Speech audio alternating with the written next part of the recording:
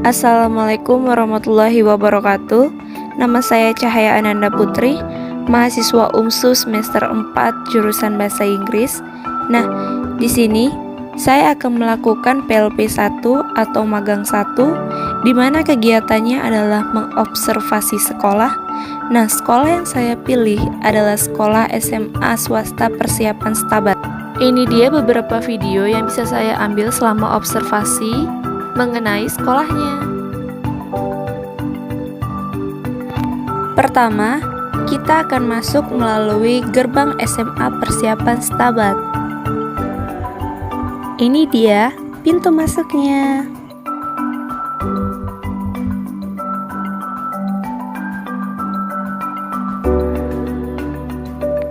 Nah, setelah melewati pintu gerbang, kita akan mendapatkan ruang guru, ruang BK, dan ruang kepala sekolah di sebelah kiri. Nah, tepat di sebelah ruang kepala sekolah, kita akan menemukan musola yang berdiri kokoh di sana. Ini dia musolahnya.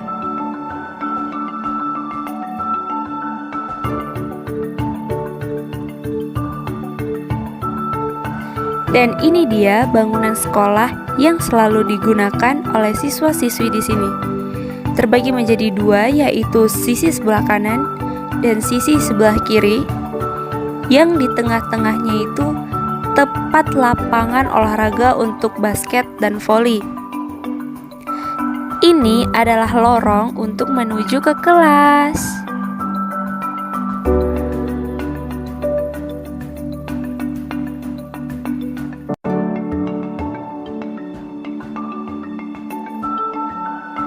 Seperti inilah ruangan yang sering digunakan siswa untuk belajar.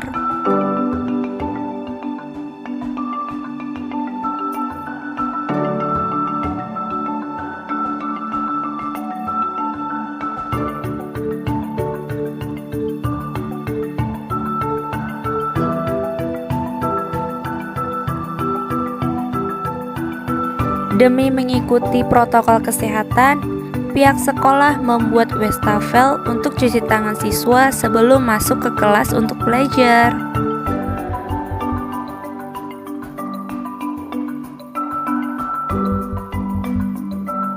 Di sini, semua siswa diwajibkan menggunakan masker sebelum masuk ke dalam wilayah sekolah.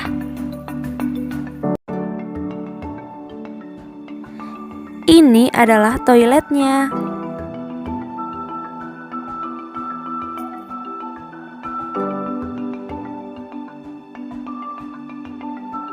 Wawancara guru pamong. Baik, saya ingin mewawancarai Mem untuk memenuhi isi laporan saya mengenai kurikulum apa yang dipakai di sekolah. Kalau kurikulumnya yang dipakai itu kurikulum 13 yang revisi.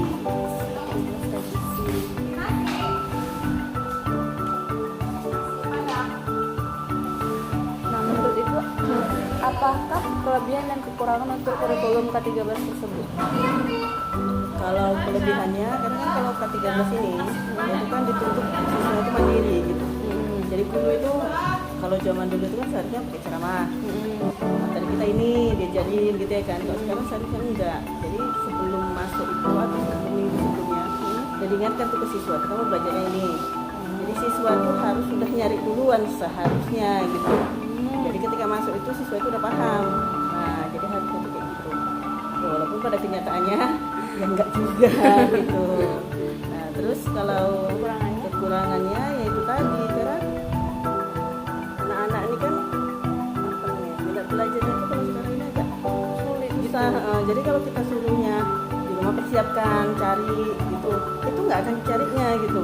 Iya. Nah, jadi begitu masuk ya harus ngulang lagi kan kita. Ya Kasih mau nggak lagi. mau balik ke metode lama lagi kita jelasin. Nanti kemudian kalau misalkan diskusi, kita kasih materinya. Ya mereka kalau kita apa namanya nggak bantu jelasin, nggak dikontrol, ya itu bukan nyari malah cerita gitu. Nah jadi apa usahanya untuk nyari sendiri itu Sulit itu untuk dia diterapkan di sini. itulah ya susahnya. Berarti itu termasuk masalah yang sering dihadapi siswa ya kan, Mem? Kalau dalam proses belajar mengajar nggak sulit untuk apa tuh namanya mencari materi sendiri itu termasuk Iya, kemauan masalahnya. mereka, iya kemauan mereka itu kurang gitu. Jadi apa namanya ya? Kesadaran mereka itu kalau di belajar itu bukan cuma di sekolah gitu. Jadi di rumah tuh ya udah dipersiapkan gitu nggak ada. Gitu ya. Kalau ada pun ya memang beberapa orang aja. Nah, kalau pada situasi sekarang ini memang kan mereka kan walaupun masa pandemi kan masih tetap datang. Nah, apakah siswanya itu hadir di sekolah itu sudah menaati peraturan? Kalau peraturan misalnya protokol kesehatannya sudah. Karena kalau memang ini kan, misalnya mereka nggak pakai masker. Kalau yang mereka bawa dari rumah itu kan masker aja. Karena kalau kayak cuci tangan, hand sanitizer-nya itu semua ada udah disediain di sekolah. Jadi rata-rata mereka pakai karena memang guru juga harus mengingatkan, memang udah diwanti-wanti sama kepala sekolah tiap kali masuk maskernya diingatkan. Harus sudah steril gitu. Nah, bagaimana kemampuan siswa dalam menangkap pembelajaran saat di kelas? Apakah aktif atau Kalau yang datang ya aktif gitu, ada beberapa yang memang aktif fokus belajar karena itu tadi apapun ceritanya tatap muka itu ya memang lebih baik daripada kita belajar daring. Kalau daring itu kan kita nggak bisa kontrol mereka ngapain ya kan. Nah tapi kalau misalkan di depan kita siswanya ada, ya kan otomatis tahu kita dan gitu kita apa kerjaan mereka kita bisa kontrol kan. bisa tahu sendiri gitu? Karena bisa kita lihat langsung hasilnya juga kita bisa langsung Tahu.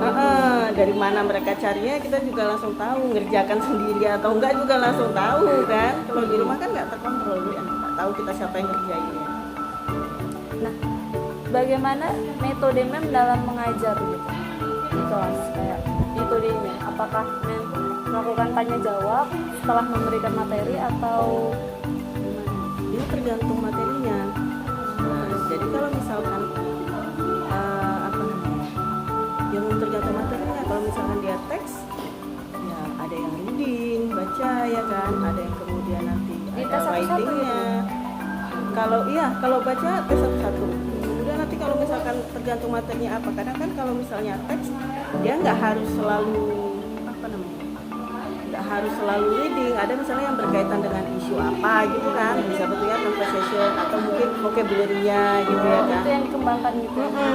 Jadi karena bahasa sih ke praktiknya lebih dari gitu dia. Nah, bagaimana siswa merespon tugas-tugas yang diperintahkan dari mem? Apakah mereka langsung menerimanya atau malah kayak mas-masa gitu mem?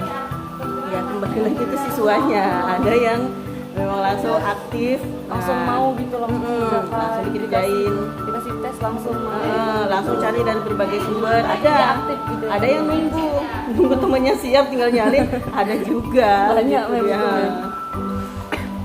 Nah, kalau sumber belajar siswa itu biasanya mendapatkan belajar dari mana mem materinya? Apakah hanya dari mem atau dari internet, dari Ya sumber kita belajar lain?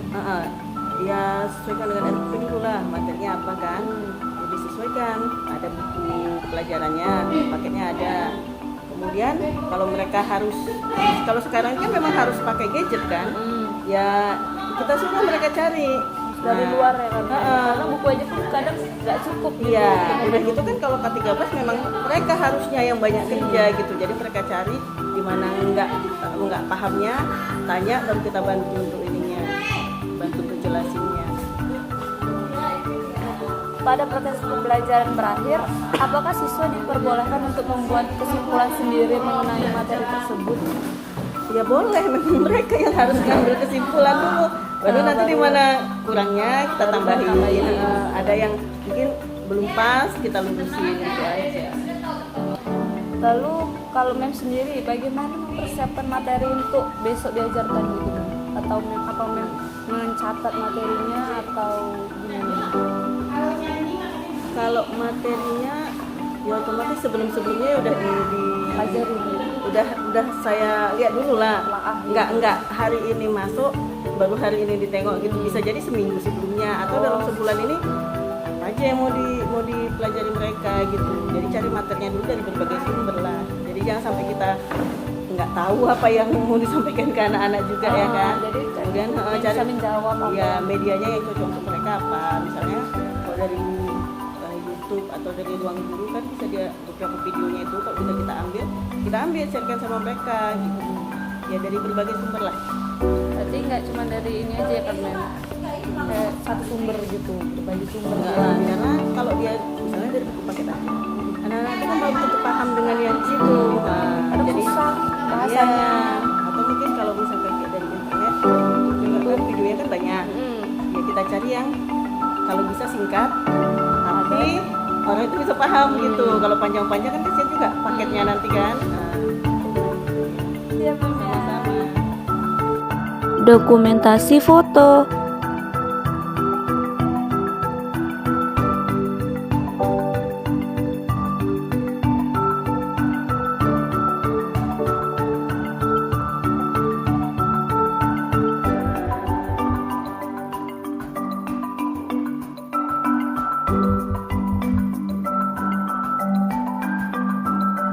Sekian dari hasil dokumentasi saya. Wassalamualaikum warahmatullahi wabarakatuh.